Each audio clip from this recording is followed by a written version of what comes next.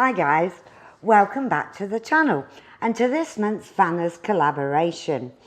You'll see everybody else's logos going past up here and all of the links to the playlist and their individual videos are in the description down below. So please do watch us all. It's where a group of us get together to all talk about the same subject and give you our take on it. And this month it's the 3 harshest realities of motorhoming and how you deal with them. So we'll jump straight in with number 1, and our first harsh reality is time. Time to get away. Life gets in the way, work gets in the way. I mean, good examples is because we were locked down in Guernsey for 17 months without being able to get off the island, our van just sat in storage for 17 months. It was okay. When we got back to it, the battery was flat, but that was about it. Alan's operation, for example, we were in Guernsey for nearly 12 months without using our beautiful motorhome.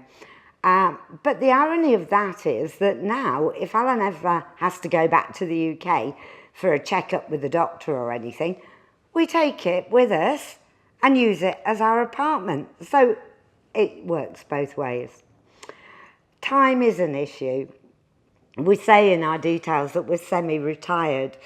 I sometimes seem to think that it's Alan is and I'm not as the semi. But seriously, how do we deal with it? The answer is to retire. I can't see that coming anytime soon. But we do get a lot of time spare. I do get time between meetings. And in fact, in March, we've got a little window of 2 weeks. So we're off. And the second harsh reality, it will break down. Just got to be prepared for it. New or old, it doesn't matter. We had trouble with our Cartago.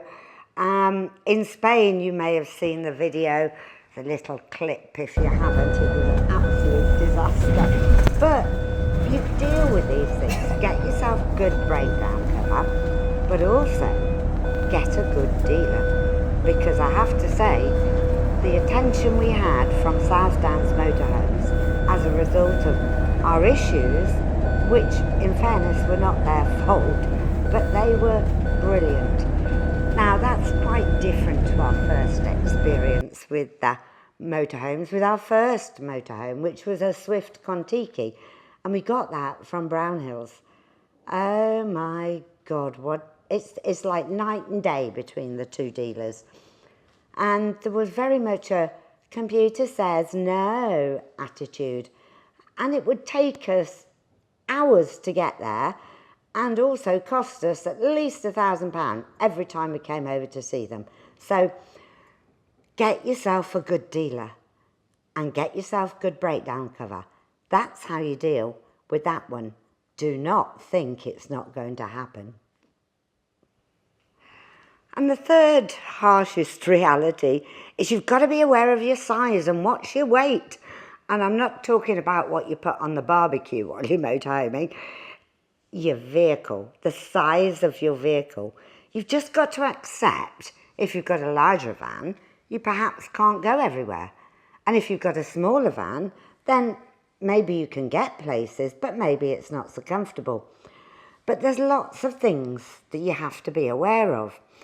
The size, as in the length, the width, the height, and in our case, most particularly, the height. When we first got the Contiki, we were driving it to our storage for the very first time. And for any of you that knows Romsey, there's lots of low bridges in Romsey because the railway track runs right the way through the town. And the Contiki was meant to be 3.1 metres, it said, but it also said 10'6". And we came up to this low bridge. Bear in mind, all we'd done was, this was our first time.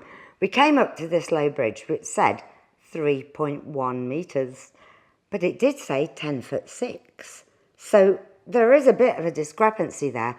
They were queuing up behind us. We couldn't reverse. I got out the car to see if people would reverse, but it just wasn't an option.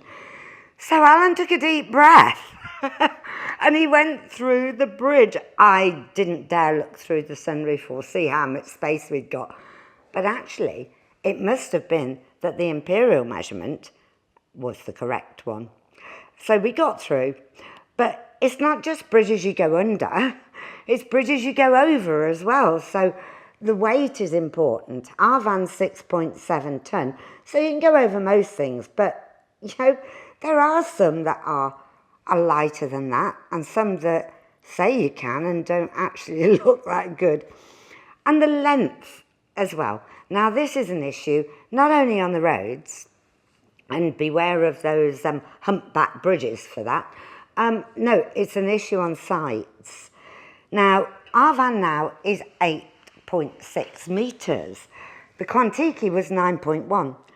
And the difference it's made, being under 9 metres, has given us a whole new accessibility to sites. It really has been a game changer, as incidentally it's been having one axle with twin wheels rather than tag axle, because some places just won't take you like that. So be aware of your size, be aware how you drive, be aware where you go, and be aware where you stay. That's how you deal with that one. One last footnote to this harsh reality, and that is if you're towing a car on an A-frame, because you can't reverse. And a number of people I've seen on YouTube have got down that country lane and there's been a tractor or a lorry coming the other way and they can't go back. And it can be worrying, fractious, and really don't get yourself in that situation. So that's our 3 harshest realities. And the longer you do it, the easier it is, because you're aware of them. And instead of having to think about it, they become second nature. Although you can't do much about the breakdown situation. You can plan your trips around your time, and you can be aware of your vehicle, but you can't plan for breakdowns. But anyway, please do watch everybody else's. Please subscribe, give us a thumbs up, and everybody else in this collaboration. And we will be back on the road in mid-March. And in the meantime, cheers.